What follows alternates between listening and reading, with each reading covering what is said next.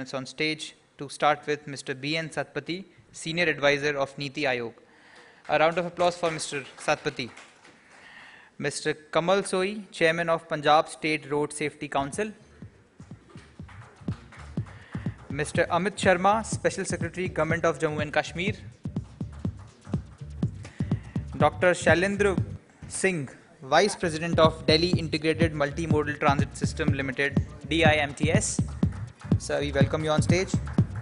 Mrs. Namrata Kalsi, Deputy Chief Architect, Delhi Metro Rail Corporation. A round of applause for Mrs. Kalsi, please. And I request Mr. Amit Sharma to please moderate the session and please try to wrap it up within 40 minutes of time. It's a request, sir. Thank you. Over to you, Mr. Sharma.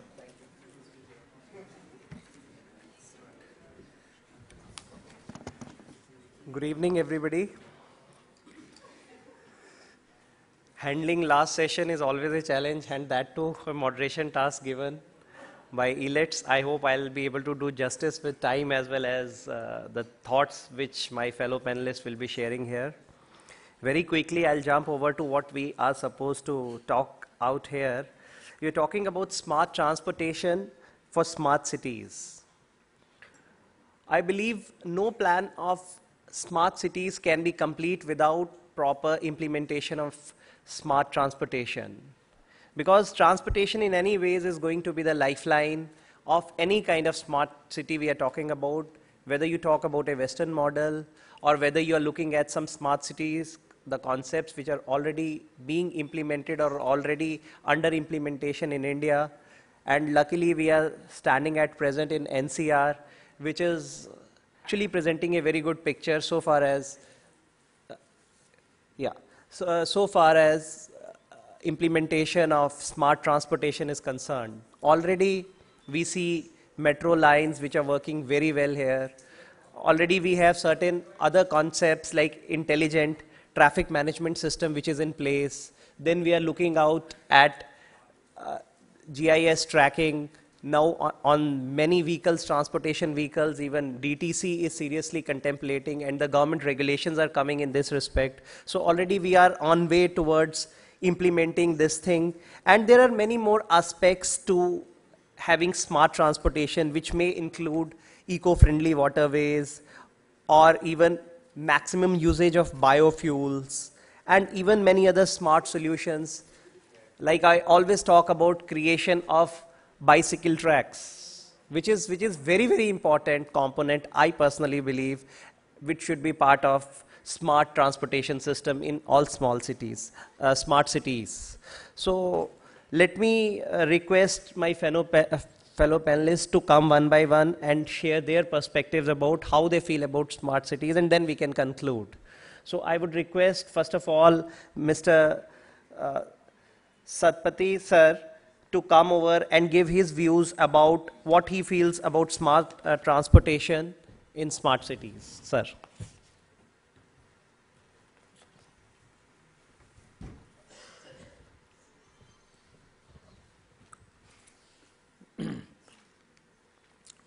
Good evening, all of you.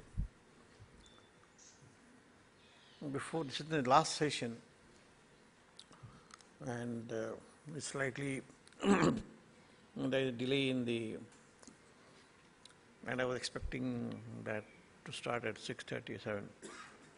I'll be very brief so that I don't take much time of yours. I'll briefly give the government perspective on this issue of smart transportation for smart cities. And secondly, what has Niti Aayog, earlier Planning Commission, has done on this issue. As you are aware, government has launched very important schemes like Make in India, Digital India, Skill India, and the Swachh Bharat. Smart transportation for smart city is an integration of all this. It is not merely for transportation for a city. It is also for Make in India. It is also for jobs for the country. It is also for low pollution. It is also for building skills to manage this. So this is the first perspective I wanted to clear. It's not a standalone scheme. So what you have to look at is what is the outcome from this whole thing. Now what has the Niti Aayog done on this work? The earlier Planning Commission had prepared a very comprehensive report on urban transportation. It is on the site of Niti Aayog. I request all of you. It's a very voluminous, it's an excellent report prepared by Dr. Rakesh Mohan, who was former Deputy Governor of RBI and currently the Executive Director in the International Monetary Fund. There is a chapter on urban transportation.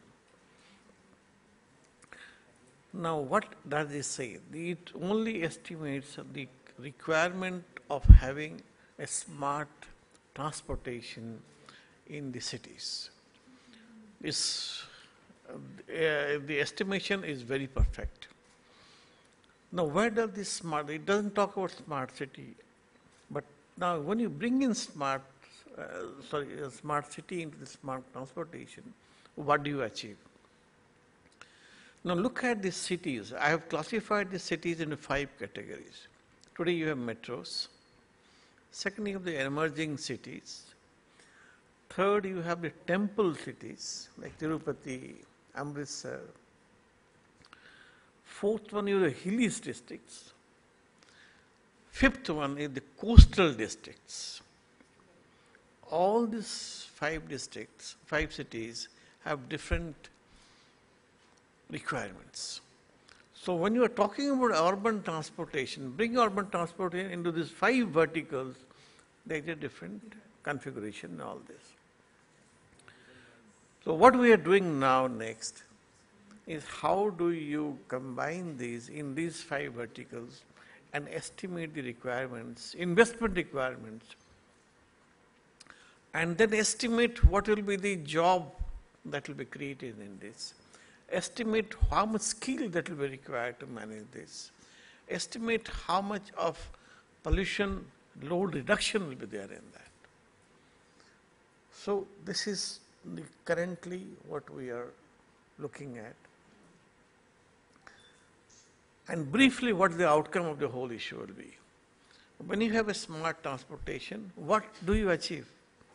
Very briefly, what do you achieve? What are the 3 most important things that you achieve? For a common man, for a common citizen, because all the schemes are for the citizens, common citizens. You ask, first of all, you achieve no traffic congestion. If you have a smart transportation in a smart city, obviously you have no traffic congestion.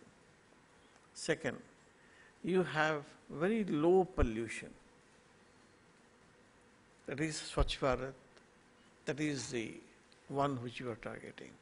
Third, you are not only mobile individually, but your mobility is also captured in a digital platform. You know where you are going, your antecedents are known, your boss, your colleagues, your wife, your children know who you are. So this integrated digital platform is also there to capture your mobility on a mobile platform.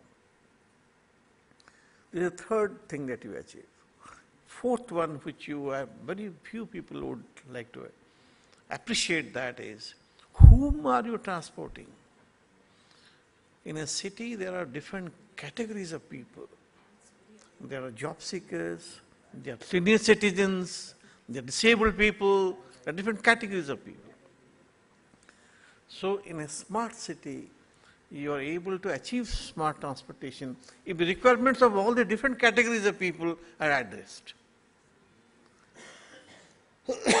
So from a government perspective, the vision of a smart transportation in a smart city is finally these 5 outcomes. They are the immediate outcomes, but attached to them are huge jobs which will get created. A huge skill which will get created. Skill sets will have to be developed for that. And third one, your pollution in the city, which is a major constraint today, will also get reduced. So this is where we are today. So this is the vision of the government as far as smart transportation. I'm not talking on technology, I'm not talking on finance, I'm not talking on how you want to do it. I think others have already spoken on that. But I wanted a holistic picture that this is a concept which has immense potential for addressing the requirements of the cities which are right now metros, which are right now temple cities, which are right now coastal cities, which may become smart cities as you go along. So you have to plan accordingly, you have to develop accordingly. With these words, I think I thank you very much for your work.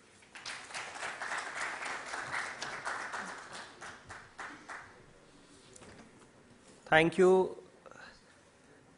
Satpati ji, for your valuable comments and food for thought and your perspective about smart city, smart transportation in smart cities.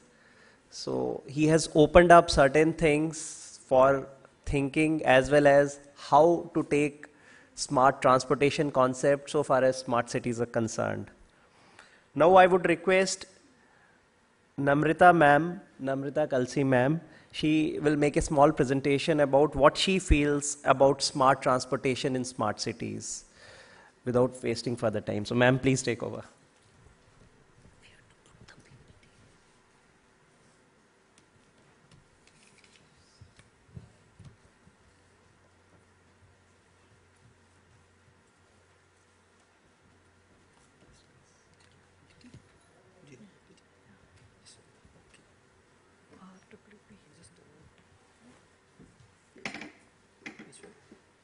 First. This one? Yeah. The last one. Upper one. Okay. Can it go full screen? It's not coming yet.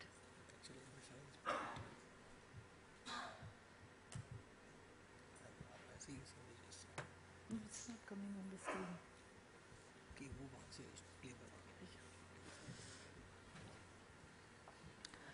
Good evening, everybody. I want to thank elets for giving us an opportunity to share the ideas. And it was amazing listening to all the speakers since the morning. So my topic, maybe which I've selected, is Smart City 2020 and beyond. And facing the transportation challenge. You see, transportation is a very complex topic. And at 8 o'clock in the fag end of the session, I'll just try to flag the key issues in the shortest possible time and the simplest possible manner. Because once again, it's a very complex topic. See what happens by 2050. I'll rush through it and cut out most of it. By 2050, the urban population is going to increase by up to 70%. And the urban areas are likely to increase, get multiplier factor of 3x.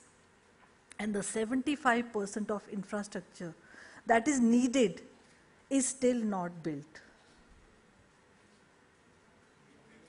And that is why the smart city thing is very important, and we must begin with the government perspective.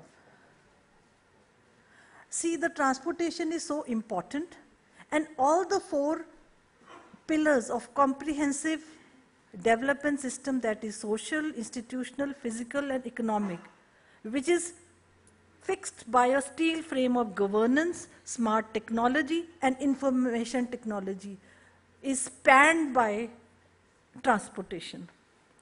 Even in the core infrastructure, flagged by Ministry of Urban Development, efficient urban mobility and public transport, connected by robust IT connectivity, is a key factor. Not to mention the mission. The mission will only be achieved through this, leading to inclusive cities. A city challenge is ongoing. The present status is that as per the condition precedent, the interdepartmental task force has been constituted and the evaluation is ongoing. And in the morning I learned that probably today is the last day for registration of the smart cities. So what's happening? The city challenge is ongoing, the stage is set, the competition among cities is hotting up, time is very short, subject is very complex, and what are those urban people in the urban sector going to do? Nobody knows. So let us begin from the beginning. See, what I have tried to do, that there's a scheme that has been floated by Ministry of Urban Development. I have tried to put it together in such a format that it starts to work.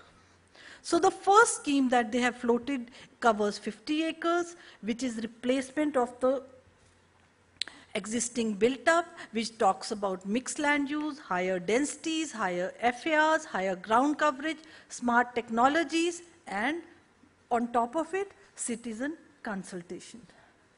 And for redevelopment, Singapore is a very good example, which talks about 8 to 10% FAR.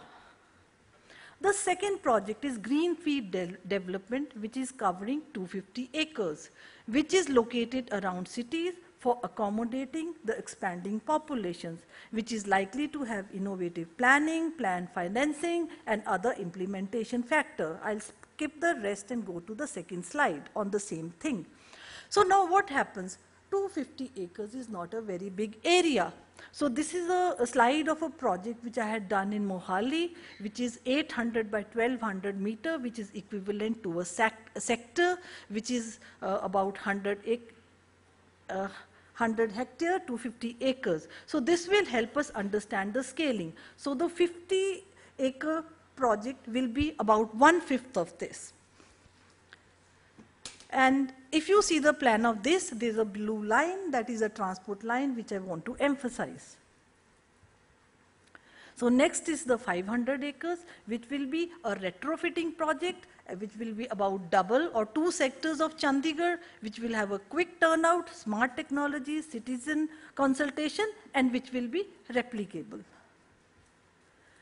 These are 2 of the projects we handled in Delhi. One is an industrial project, and one is the retrofitting of an unauthorized colony. Just to give you an idea that what we would be looking at. This will be a slightly easier project.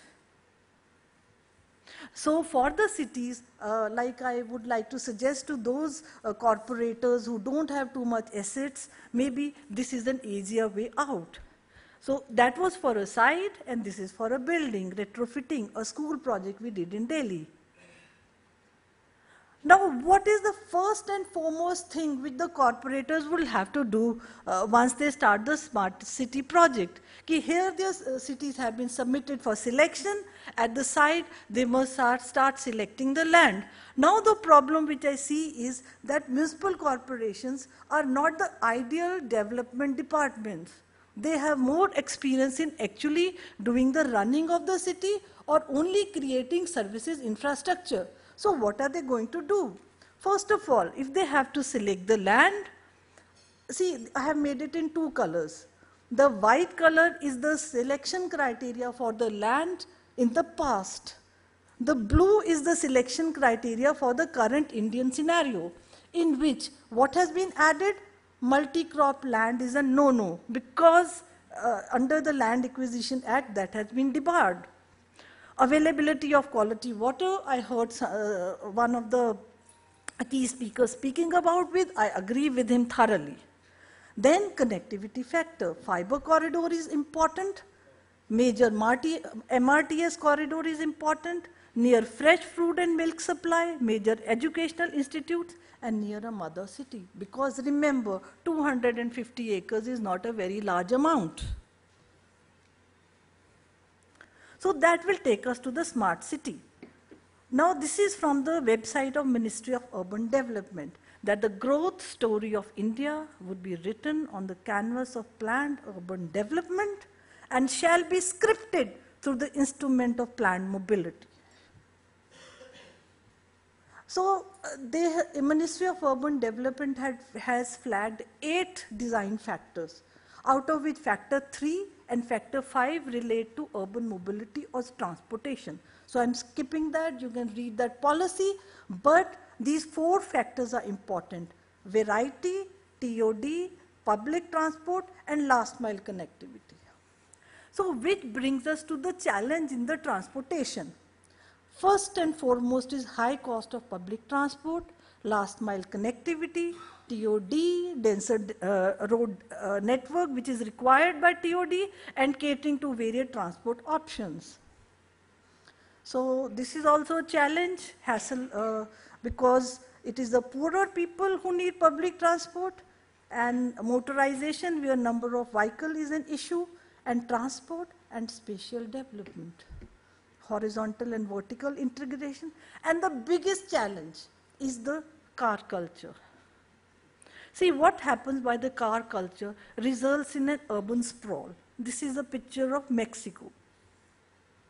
This happens because we have been actively following a Western model of urbanization in which the different land uses are located far away from each other, which is not detrimental to cycling and walking, and what we end up is with a lot of road. We must learn from the lessons of the past. This is a screenshot of an area of land pooling area of Delhi, which says that earlier our living areas were placed very close to each other because it was easy, walkable distances to the field. This is the second lesson from the past. This is again a picture from Delhi where density and climate was the first and foremost thing to design a city. And third is pedestrianization and climate. Recently, DDA, through the Ministry of Urban Development, has notified it transit-oriented development. And in the metro, Delhi Metro, we are trying to redesign our sites, properties according to this. And this is nothing more, is a learning from the past. Which talks about 2,000 persons per hectare of high density, which is possible because of higher buildings, 4 FAR, bigger footprint, 40% minimum, and smaller DU size. Not to mention a mixed-use development of residential commercial facilities. See what used to happen earlier. These usages were located on different parcels of land. Now these usages under TOD will be in the same building.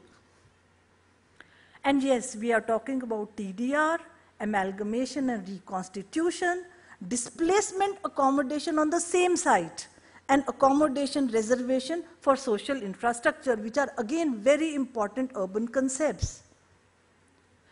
Now we were in transportation, we are talking about pedestrianization. So that would be possible because every person, see what's happening in transportation now, the barrier between ownership and transportation is breaking.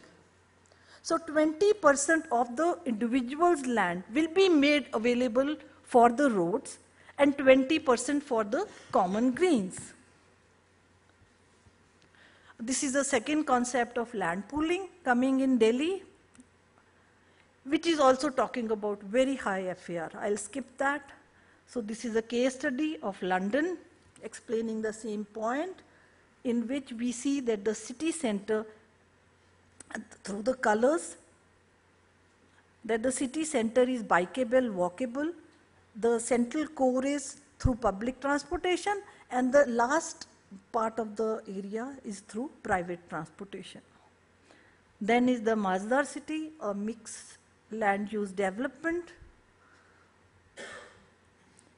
in which they are having a multimodal public transport through bus, group rapid transport, personal rapid transit, and rail transit. So this will be an interesting section, and how they have managed. Similarly, Yokohama, which we were sent by the Delhi government, is actually showing seamless stitching of city access through different transportation systems and access systems.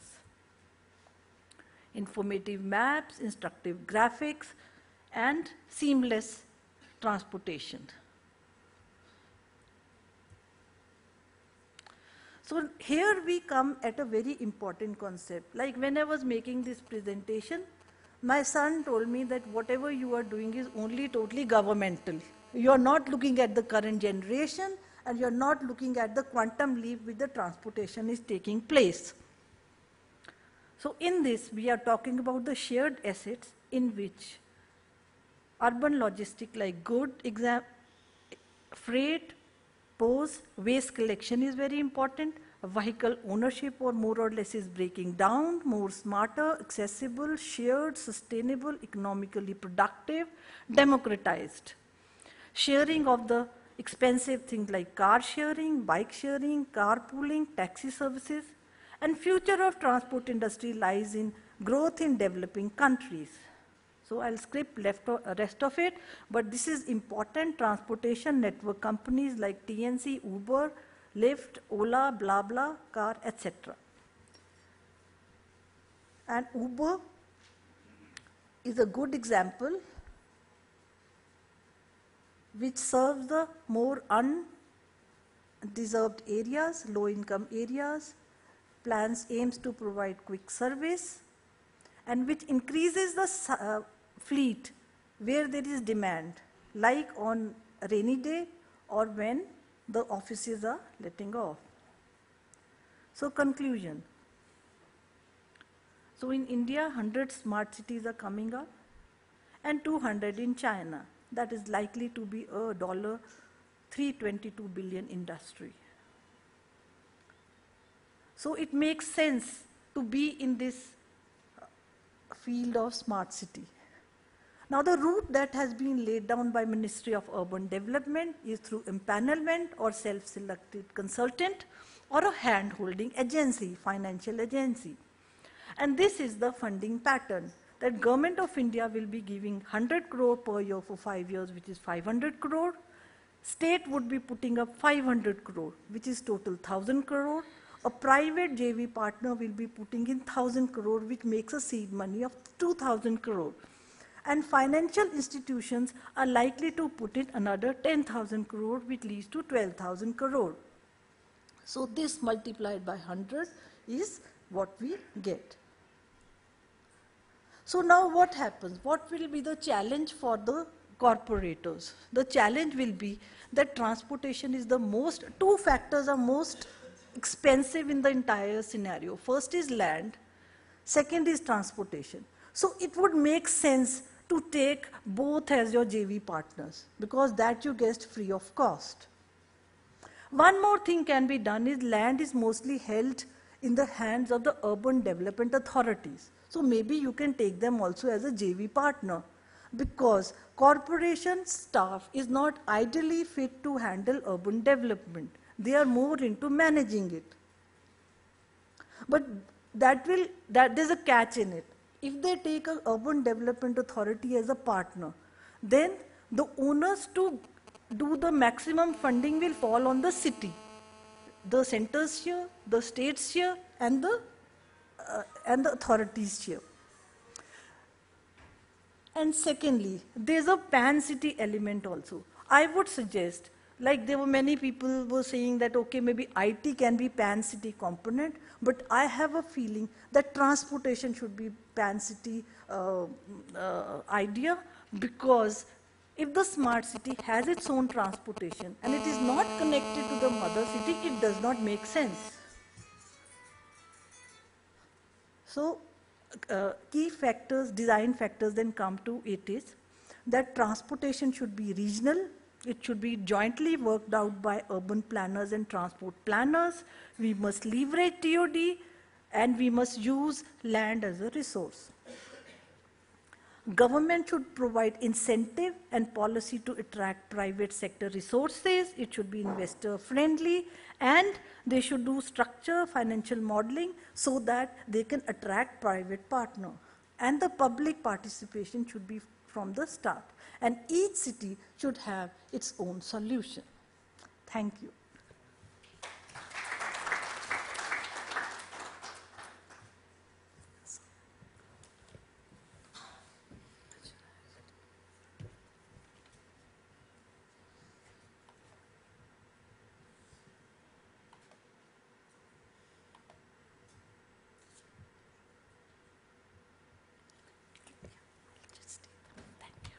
Thank you.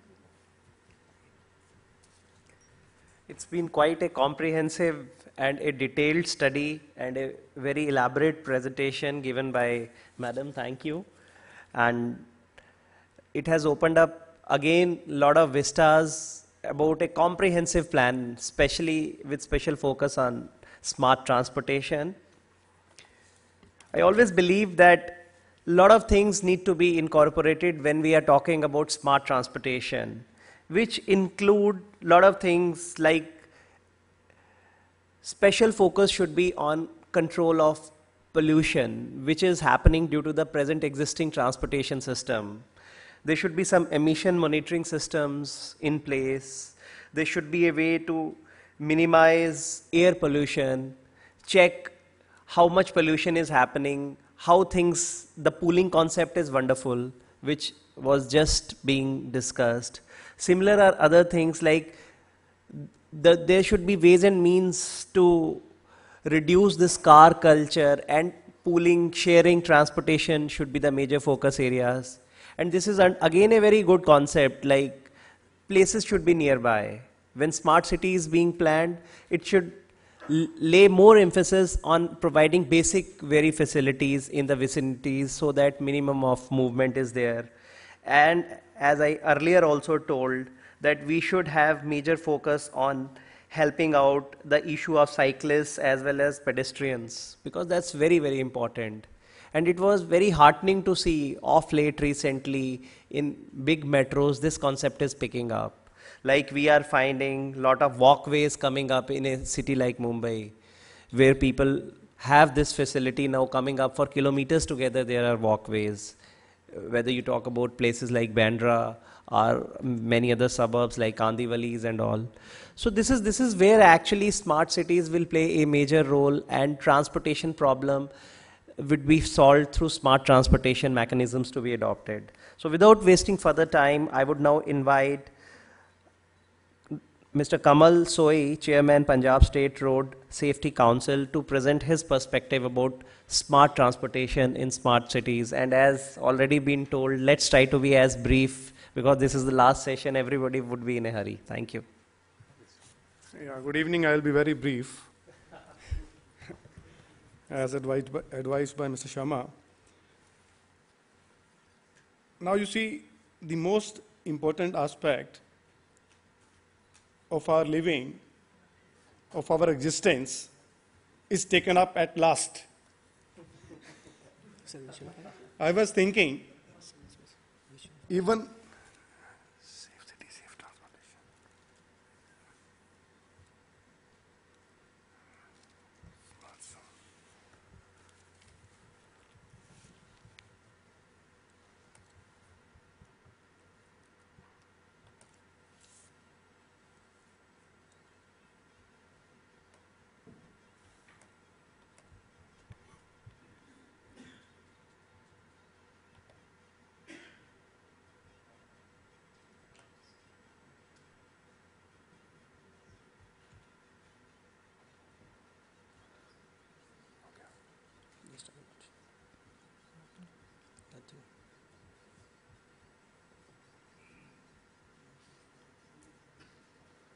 This one. Yeah.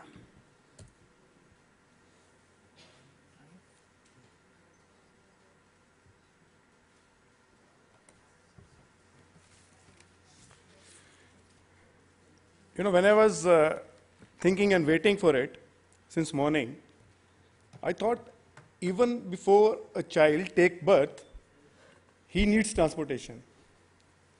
And we have at last been given space to speak on transportation.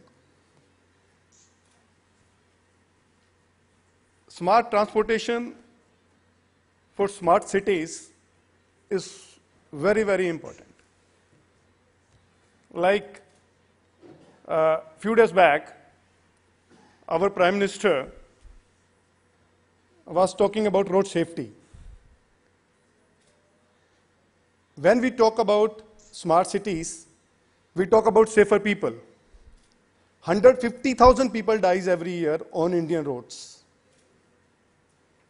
And most of them, they die on these 100 cities which we are planning as smart cities. 54,000 crore have been earmarked for smart cities. But as per World Bank, we lose 150,000 crores every year because of transportation, because of road accidental deaths. I just wanted to give you a food for thought. This is a fake gun of the day, and everybody is, even I have some transport issues. I have to go back to Ludhiana. So I also want to be safer. I'll do quick. Smart transport system is a combination of intelligence, low carbon energy, and adaptable services. It's connected, integrated, and automated system that is information intensive to better serve the interests of users and be responsive to the need of travelers. We always talk about, in India, mobility of vehicles. Mobility of people is more important than mobility of vehicles. Smart transport is safer, reliable, environment friendly, quicker, and economical. Smart transport ensures less travel times. Reliable means public transport system, which is very, very minimal in our country. Pedestrian, cyclist, and non-motorized transport, use of technology, and safety on the move. Here I'd like to share with you a European model. A lot of people in the morning just talking about Netherlands. And in Europe, most of the Europe, they have a model of transportation. If someone wants to go from 0 to 3 kilometers, you walk. If you want to go from 0 to 5, you cycle. From 0 to 10, you take a public transport. And if you want to go out of the city, then only you use a vehicle. I'm from Ludhiana, so for that matter, I took one of the my professor of IIT Delhi to Ludhiana. I said, let's do something in Ludhiana. Ludhiana is a very congested city. So in the study we are doing, and the press is there, and the question have been asked, why people are not walking in Ludhiana? He says, where are the roads to walk? So where are the roads to walk in Mumbai or Delhi or any place? So that is a sustainable transport model which Europeans have been adopting, and they have been very, very successful.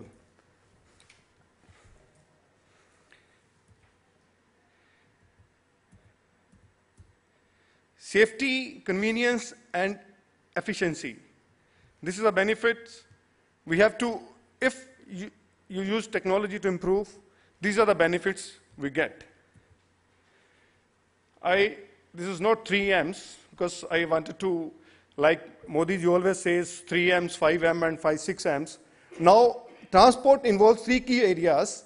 Mobility of people in smart cities is the machine, which is the vehicles, is the medium, which is the infrastructure, is the mankind, which has to move. The automation of both motorized and not motorized vehicles, I'm talking about the machine, the learning ability of vehicles and the vehicle connections with one another, people and other smart sensors, is a connected vehicle concept. Everybody may be aware of it. Vehicles that move around in open environments such as buses, automobiles, and bicycles. Vehicles that take you as an individual where you need to go, when you want to go, and do so efficiently and safely with the help of GPS. The keys for vehicles in smart transportation is real-time information analysis, a better understanding of the surroundings, and autonomy. Someone was talking about the Google car in the morning. The intelligent vehicles, when we are talking about autonomy and artificial intelligence, intelligent vehicles, vehicle system will be better if they warn people of safety and weather issues. Automated driving features on most cars today, from cruise control to anti-lock brakes to backup cameras. Vehicle will also start to be able to learn your traveling preferences and make recommendations for better trips. Ability to better connect with objects outside the vehicle. This vehicle to infrastructure communication. Able to better understand the surroundings and use other vehicle movements so that to track what is going on. They will also be able to connect with other transportation infrastructure such as traffic lights to optimize the drives.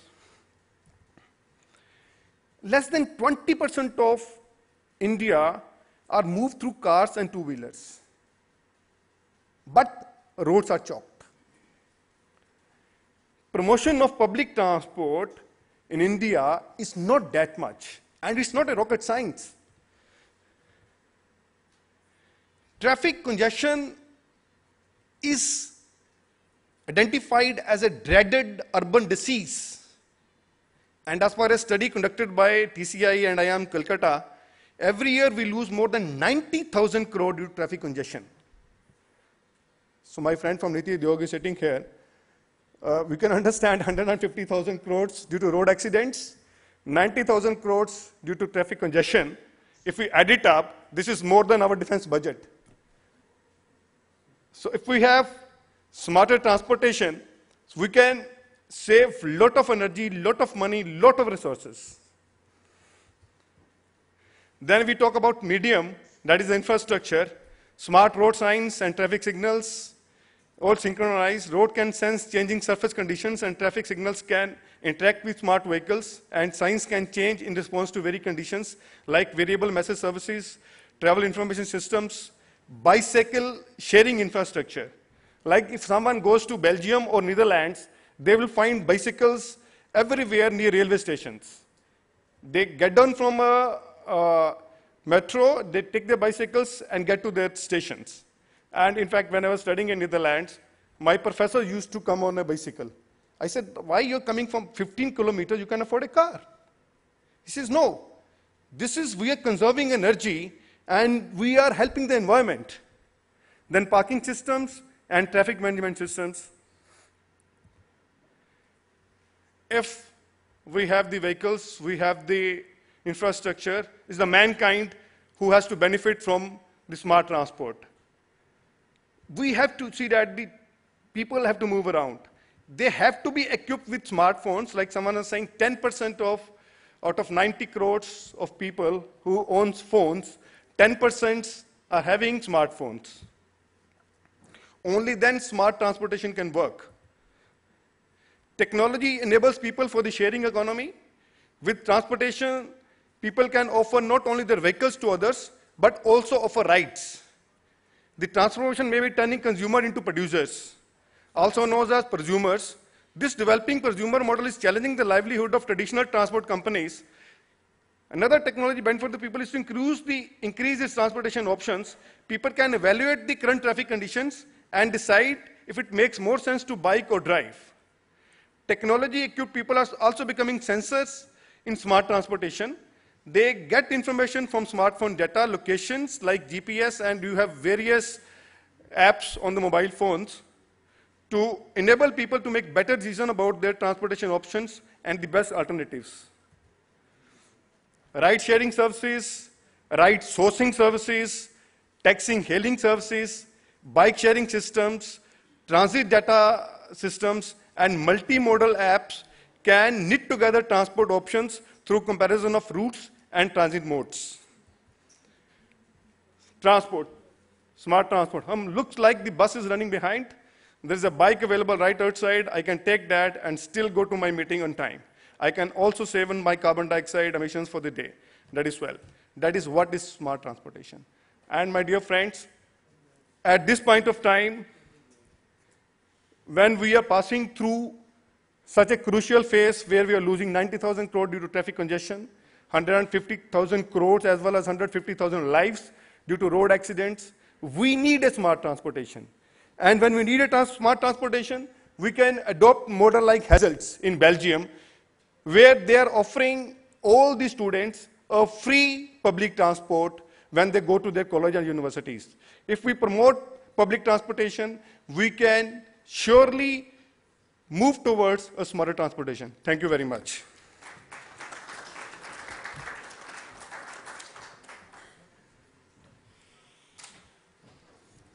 Thank you, sir, for your valuable contribution. Again, this perspective has its own way to look at it, and he has put a lot of factual position, a lot of analysis, analytics, as well as the way world is moving. Just to understand the importance of what smart transportation is all about, we must realize that this will lay a very, very strong foundation of smart cities. Smart transportation would in itself envisage a very smart pathway towards what we call smart cities of the future. Already a lot of things have been talked about, a lot of things are still coming up, and there is no end to talk about what we call as smart transportation plans for smart cities. And that also includes, there is very less scope, we must realize now, of building more of flyovers, more of pathways, or to play with the existing road infrastructure. But then intelligence devices can be used, or there can be certain things to be installed in the transportation systems, vehicles, which can include things like radio frequency tags, GPS, roadside sensors on the roads. So there are so many ways to make it a better transportation system, which we will call as smart transport. We'll have now our last panel speaker, Dr. Shailendra Singh, who is Vice President, DIMTS, who will share his thoughts about the whole thing. And I'm sure it is going to be as interesting as we had other ones. So, Dr. Shailendra, please take it.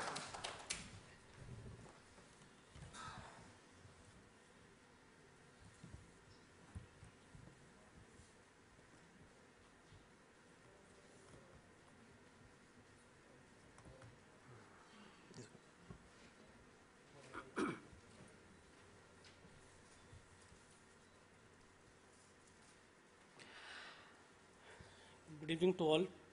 I am Dr. Shailendra. I am leading data analytics group in DIMTS. So DIMTS is Delhi Integrated Multimodal Transit System Limited.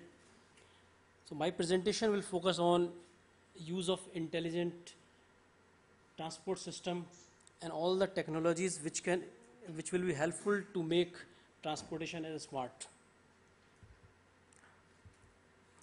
So DIMTS was set up in 2007, and it's a 50-50 joint venture of Government of NCT and IDFC Foundation.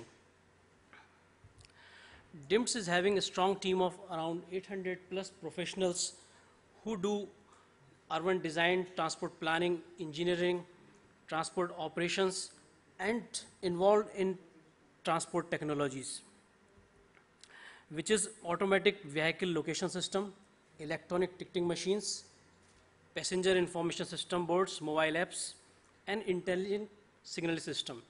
So we provide end-to-end solution for urban transportation. We are doing projects in 14 states in India and doing business in 4 countries, Ethiopia, Congo, Sri Lanka, and Kabul. These are the few key projects like ISBT. So completely transformation of earlier ISBT, and now it's a full renovated one. This is intelligent signaling system which is changing the time of red lights based on the number of vehicles. And we are developing bus depots and bus queue shelters. This is our operation control center where we do traffic control management using intelligent signaling system and automatic vehicle location system. So I will not talk much about smart city because already we know. So some of the images how the other cities in the world evolved as a smart city. So this was New York after 150 years later.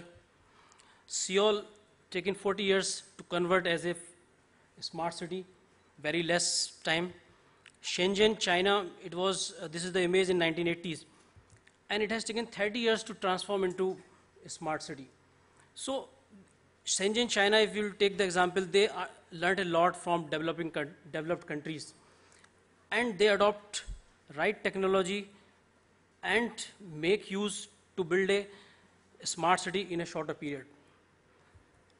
So this is smart city initiative in India, as we know already. So 100 new smart cities, it's a very good initiative by Government of India, and smart transportation is one of the important vertical among smart city. Let's talk about daily urban transportation. So our presence, basically we are running cluster buses in Delhi. If we talk about Delhi, in Delhi 14,000 population per square kilometer, which is very less in comparison of other cities of the world. While if we will see the road length in Delhi is 21 per kilometer of area, which is highest among other cities in the world. While we see the uses of bus fleet, in comparison of other cities, it's very less. It's around 400 plus. And the uses of public transport is only 40%. So there is enough scope to improve urban transport by means of buses. Already we have metros. So efficiency, the efficiency is improving day by day. Now the technology comes into the picture, how we will do the smart transportation. We have GIS system, GPS, RFID. So all these technology are enabling us to monitor and track our assets around the world. So what is the smart technology for a common man? Can we get the congestion, prediction of congestion, seat availability in the buses, and at what time the next bus will come? So these are the things which we talk about as a common man perspective. So DIMS is leveraging geospatial technology in transit. We have location-based service product which are running for 1,300 plus buses in Delhi. We have vehicle location system and PIS boards which display estimated time of arrival, automatic fare collection, ETM machines. So we are the only one in the country which are using electronic ticketing machine to issue tickets in buses. And we get real-time data from electronic ticketing machines to our servers. And we do a lot of analytics, ridership patterns, which route is more profitable, which route we have to change as per the demand. We are involved in other business like identity management, driving license, RCs. We have our own mobile apps, Next Bus Delhi, for delivering the bus-related information at the commuter end. Pucho is for paratransit autos. One can hire autos. And Telltale for the women's security and old citizens' safety. We have our own DIMS Pay product, basically for transit payment solutions. These are our snapshots. Like in Delhi, we are tracking around 63,000 plus autos in real time. And this information is given to the DOT so that they can take action. We are tracking this PSV vehicles, 18,000 vehicles, school buses, Gramin Seva, all these we are tracking in real time. And this is AVL system, 1,300 plus, water tanker distribution. So we are tracking around 400 water tankers for DJB, and which monitors the quantity of water. Right. So this is same as ETM I was discussing. This is the ATM machines, and every information we are getting out of the server, so we are stopping fraud. We have LVS capability, so leading contributor to GPS standardization, huge backend capabilities. We are processing 80 GB of data every day. Centralized monitoring system, 57,000 plus vehicles at the rate frequency 10 seconds. So DIMS is using latest technologies to do analytics like BI for dashboards, analyzing the data, text mining to analyze user feedback, advanced analytics for route optimization, schedule optimization, congestion modeling, estimated time of arrival, social media analytics, how the people interested, what kind of information people are interested. So we are taking the data from Facebook and Twitter, then analyze.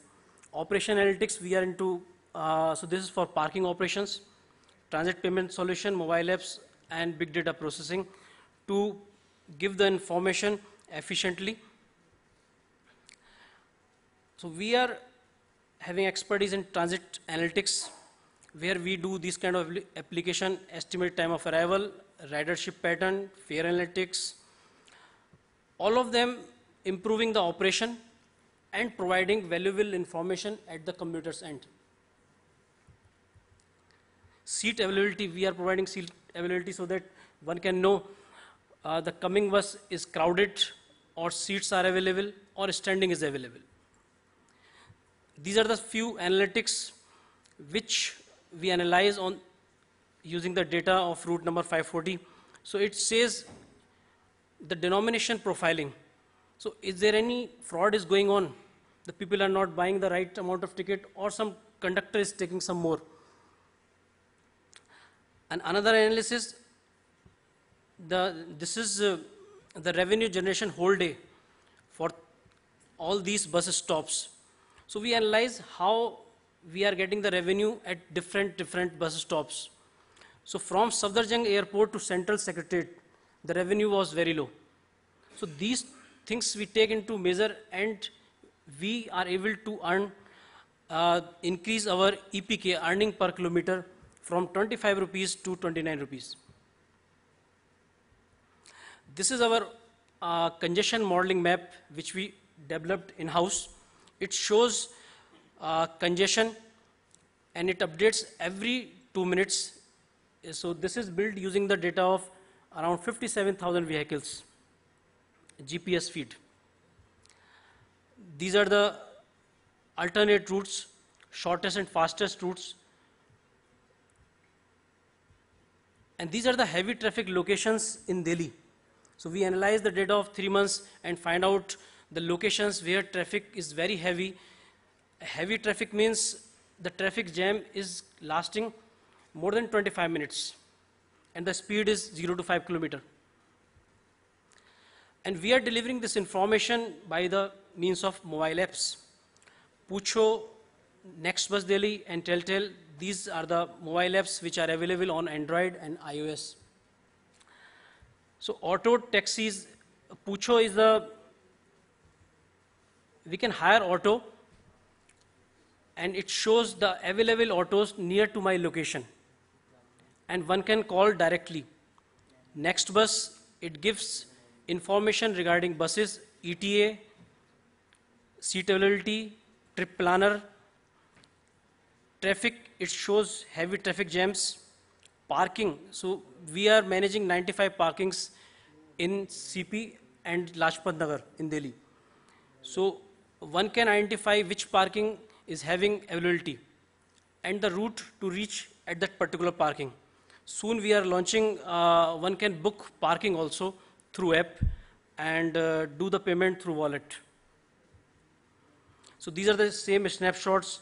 This is the fare estimation, which gives rough idea about how much the auto should charge for a particular origin to destination. Here we take the traffic updates from users. So automatically it identifies which direction you are going, and we take that data and display in our mobiles. These are the traffic locations from towards. So which shows the heavy traffic locations, and this is available on Pucho. These are the estimated time of arrival of the buses and seat availability. Standing, this is the crowded and standing seats are, standing is available. These are the number of buses which are running on a particular route. And trip planner, so soon we are integrating this with Delhi Metro also. So it will have the connectivity where we will get the metro and where we will take the buses. This is the parking. This shows vacant parkings, and this shows route. And this is Telltale mobile app for security of women or any citizen using vehicle GPS or mobile GPS. It sends your location via SMS, or in case of any emergency, one can press panic button and your family member or any other contact will get to know you are in a panic situation. These are some of the news articles, our Google ratings. So Next was Daily is having a rating of 4 out of 5. Even this year, Uber adopts Pucho model because Pucho is a free app and it doesn't charge with autos. So Uber adopts Pucho model, escapes commission for taxis. These are some certifications. Our clients, Transport Department, PWD, Ministry of Urban Department. Thank you very much.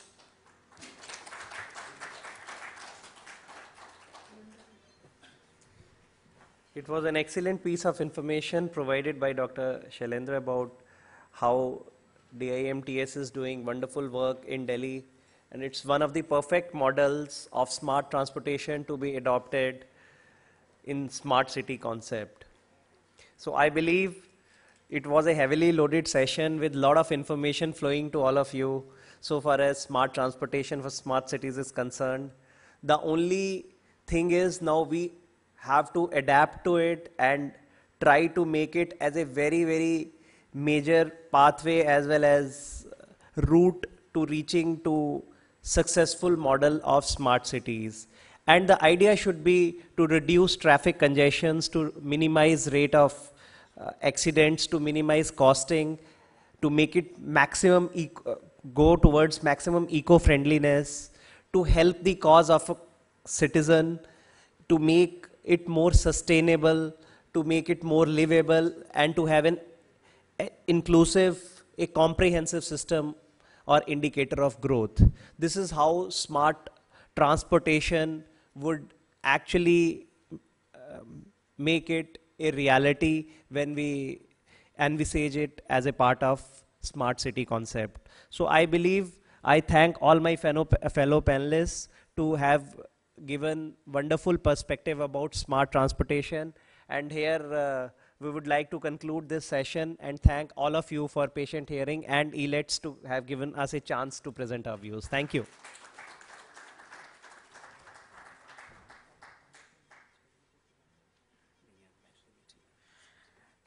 Thank you, Mr. Amit Sharma, for wonderfully moderating this session. And after closing this session, we'll have one special address, and after that, we'll have dinner. So we close the session here. And we are very sorry, sir, for this delay of more than 1 hour, rather 1.5 hours. So without wasting time, now I request Mr. Sharma to present mementos to our eminent panelists. First, Mr. B.N. Satpathy, Senior Advisor of Niti Aayog.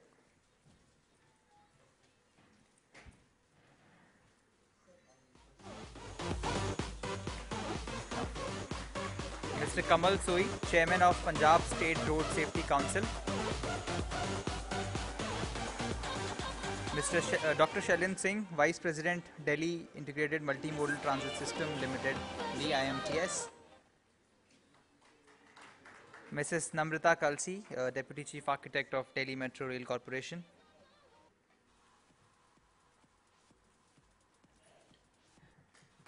So, I will request Mrs. Kalsi to present a memento to our dynamic moderator of the day, of this session, Mr. Amit Sharma, Special Secretary, Government of Jammu and Kashmir. Will request for a group photo.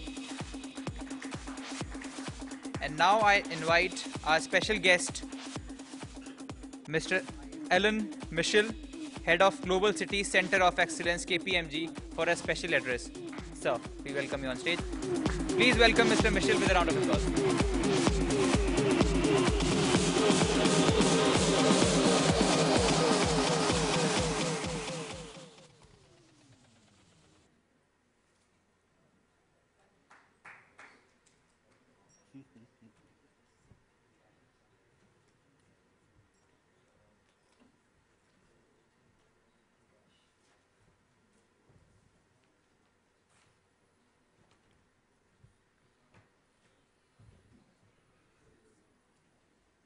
Good evening, ladies and gentlemen. First, I have to say, you are an amazing group. Here it is, after 9 o'clock, you're still here. Wonderful. Not only that, it's Friday night. My goodness.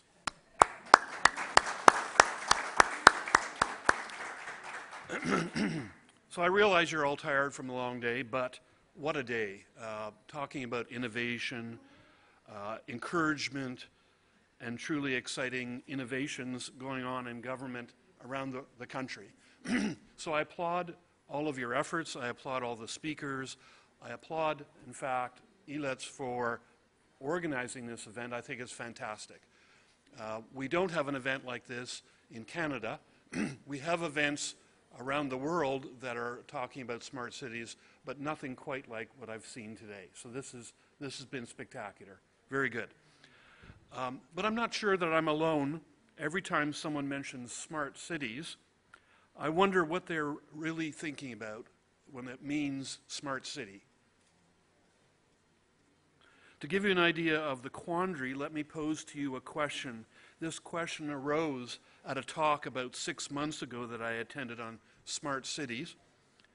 The speaker rocked my understanding of smart cities when he asked the question, in whose eyes are we measuring whether a city is smart or not?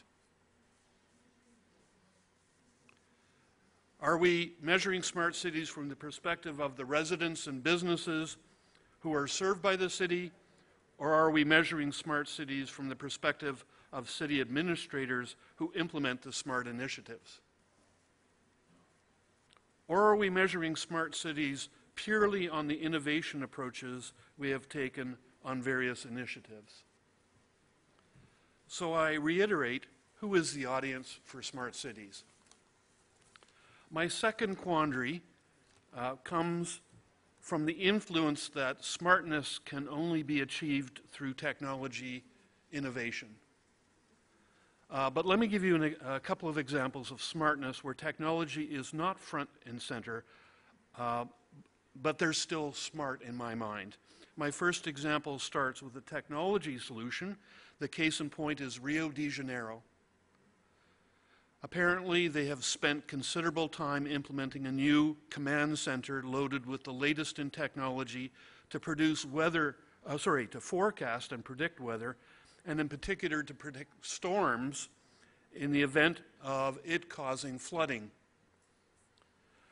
When they detect such a storm, then they use an early warning system that notifies residents so they can take the necessary precautions. It seems like a really smart initiative, wouldn't you think? But I stopped.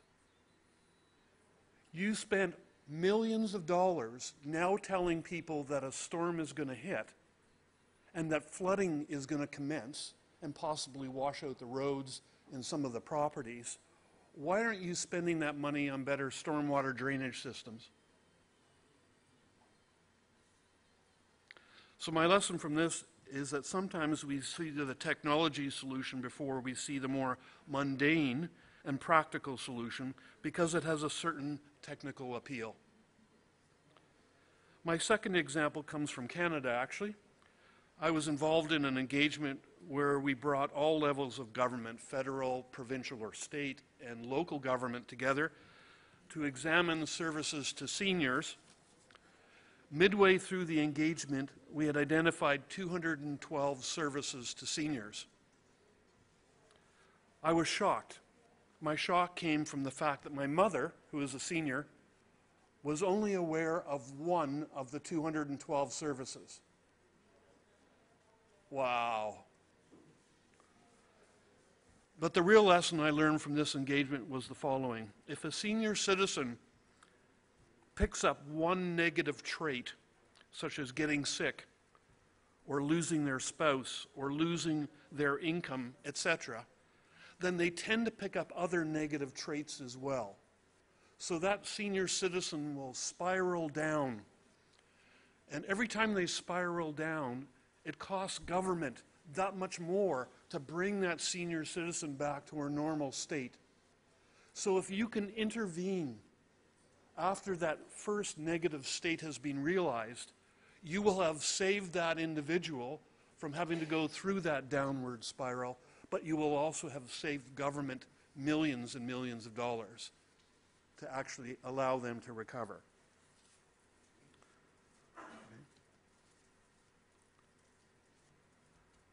So for me, the lesson that came from that senior citizen study was all about we need to collaborate as government. We need to work across different ministries and departments to help that senior citizen come out of those negative states, to act more quickly. We need to have technology solutions like integrated case management to help them out. So there is a technology solution there, but the secret sauce, the secret ingredient to success is that we need to talk to each other across different government departments. Okay. My final quandary is that I pose to you tonight is, why is smarter better? In this context, I could be addressing a similar audience on the topic of intelligent cities, or resilient cities, or sustainable cities, or livable cities. And by the way, at the city's Global Center of Excellence in Toronto, we actually monitor all of these different indices and the indicators that actually prove that they've achieved that sustainability or livability or whatever else. I ask myself, does it matter? The only answer I land on every single time is that we're trying to improve the quality of life of cities, residents, and businesses. We're trying to improve mobility. We just had a whole session on mobility. The health, well-being, safety, economic prosperity, culture, active living, etc., etc. Those are the outcomes that we're trying to achieve. And the only mechanism that I can see that will actually achieve these outcomes is through the services that we offer.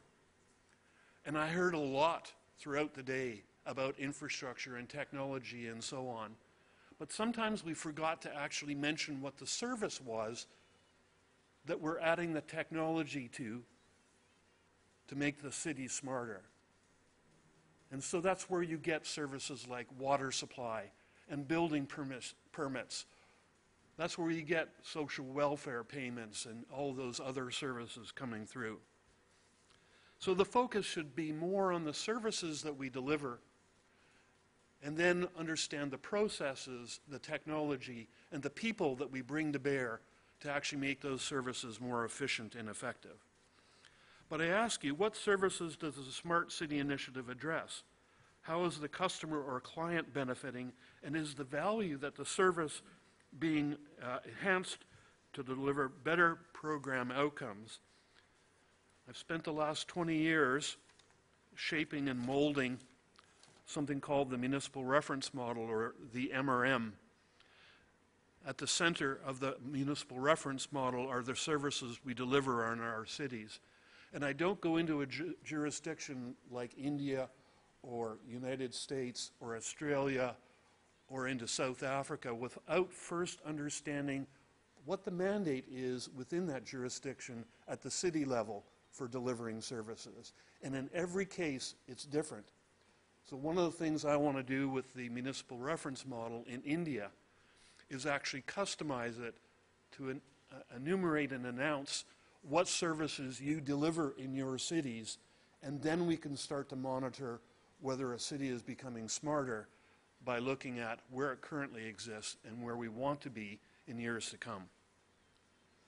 So in summary, I've posed 3 quandaries for you to consider. Who shall measure whether a city is smart or not? That's the who. If technology is an enabler, then what about the Smart City Initiative will make a difference? What is it about that Smart City Initiative that will make the difference? That's the what.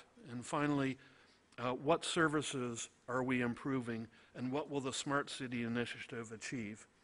In short, the who, the what, and the why. I merely pose such quandaries to keep ourselves honest and true to those we serve when implementing smart initiatives. Thank you.